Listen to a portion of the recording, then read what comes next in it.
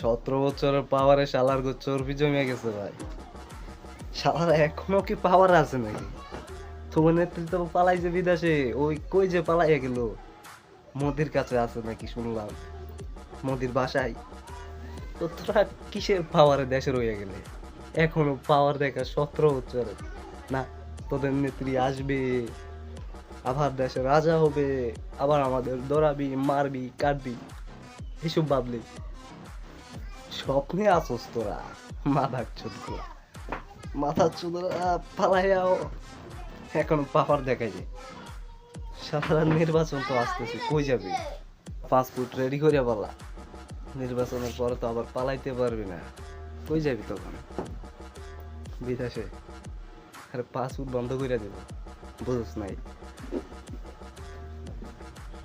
এখন থেকে পালাইয়া যা, আর 2-3 মাস পরে তো নির্বাচন। কি রে, পালাইবি না? না পালাই যাবি কই? পালাইতে তো তো করে হইবই, না ওই জেলের ভাত খাইবি। তো কারো পা ভাঙিয়া দিব, কারো হাত ভাঙিয়া দিব, বুঝছ না এই ব্যাপারটা? 17 বছর তো বহুত উড়ছস, আর উড়বি নাকি? পালাইয়া জানা, নির্বাচনের পরে কই পালাবি? হ্যাঁ, পালাইতে কিন্তু করে দিব? দিব না তো। পালাইয়া যা, ভালোর জন্য বলতেছি। না হয় তবু কারো হাত থাকবো না, কারো পা থাকবো না, বুঝছ নাই? এইভাবেই চলবো দেশটা। তোরাও তো করছস, তোরা দেখাইছস, এখন তো করে দেখাইতে হইব না নির্বাচনের পরে।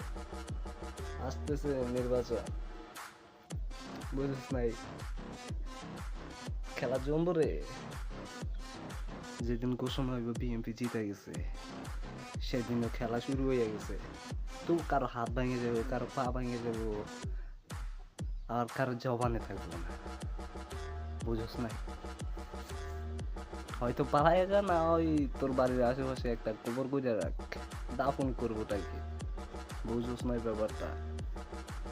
আরে ভাই, বহুত জ্বালাইছস, আরো জ্বালাইবি নাকি?